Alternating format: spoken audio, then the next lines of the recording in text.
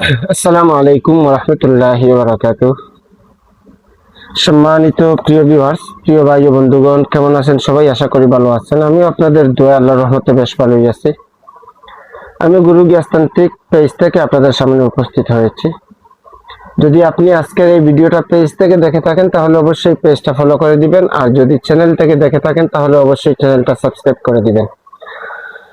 আপনার সাবস্ক্রাইব ও ফলো করলে আপনার কোনো ক্ষতি হবে না, আমার একটু ফায়দা হবে। আর আপনি যদি সাবস্ক্রাইব ও ফলো করে রাখেন তাহলে আমার এই ধরনের যত বিদ্যা, এই ধরনের যত কন্টেন্ট আপলোড দেওয়া হবে সাথে সাথে আপনার কাছে আমার এই নোটিফিকেশনটা চলে যাবে। তখন আপনি এই বিষয়ে ধারণা নিতে পারবেন, অবগত হতে পারবেন এবং এই সকল বিষয়বস্তু দিয়ে আপনি আপনার কাঙ্ক্ষিত চাহিদা আপনি পূরণ করতে পারবেন ইনশাআল্লাহ তাআলা। অতীতে অনেক বিদ্যা দিয়েছি, আলহামদুলিল্লাহ। আল্লাহ তাআলার ফজল ও করমে অনেক মানুষ সফলতা অর্জন করেছে, সফলতা অর্জন করতে পেরেছে। আর যারা মন এবং মানসিকতা স্থির না রেখে কাজ করে নাই, স্থির রেখে কাজ করে নাই, তারা সফলতা অর্জন করতে পারে নাই।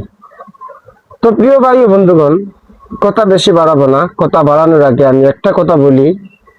আমার বিদ্যাগুলা আজ পর্যন্ত যত বিদ্যা দিছি, কোনো বিদ্যা অহেতুক অনর্থক কোনো বিদ্যা দিই নাই।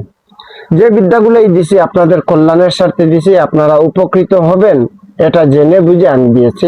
যে উপকৃত হবেন না এরকম কোনো বিদ্যা দিই নেই। মানুষের ক্ষতি সাধন করা আমার দ্বারা কখনো কল্যাণ না। আমি কখনো মানুষের ক্ষতি সাধন করার চেষ্টা করি না, আর চেষ্টা করব না। কারণ মানুষের ক্ষতি সাধন করা এটা আমার নৈতিক না, নৈতিকতা দায়িত্ব না। আমার মা বাবা আমাকে এই ধরনের শিক্ষাও দেন নাই। এখন বলতে পারেন অনেক তো বানের ভিডিও করেন, বানের কাজ করেন। বানের কাজ করি সেটা অন্য বিষয়। যদি কারো দেখা যায় যে এই বানের কাজটা না করলে উনি জালিমের কাছে জুলুমের শিকার হচ্ছেন বারবার, তখন এটা বিবেচনা করি। তারপরে যদি দেখা যায় এটা কিছুটা করে দেওয়া যায়, তখন সেটা ভাবার চেষ্টা করি। তো আশা করি বুঝতে পারছেন। আর আজ থেকে বান বিদ্যা বশীকরণ, মারণ, উচ্চারণ, জিন রোগের চিকিৎসা, এ রোগের চিকিৎসা সবকিছু আমতরফে হবে। আমি এখন তাবিজ লিখি না, আমি মানুষ দিয়ে লিখাই।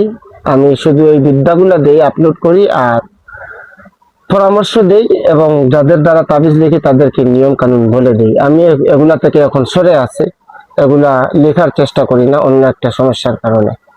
তো আমার আন্ডারে সবকিছু চলতেছে। যদি আপনার কাছ থেকে থাকে তাহলে অবশ্যই স্ক্রিনের উপর দেওয়া নাম্বারে আপনি যোগাযোগ করে আমার সাথে কন্ট্যাক্ট করবেন, ঠিক আছে?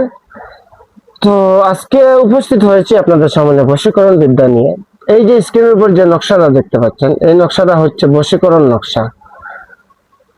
7 থেকে 21 দিনের ভিতরে আপনি যে কোনো মানুষকে আপনার আন্ডারে নিয়ে আসতে পারবেন একদম সহজে।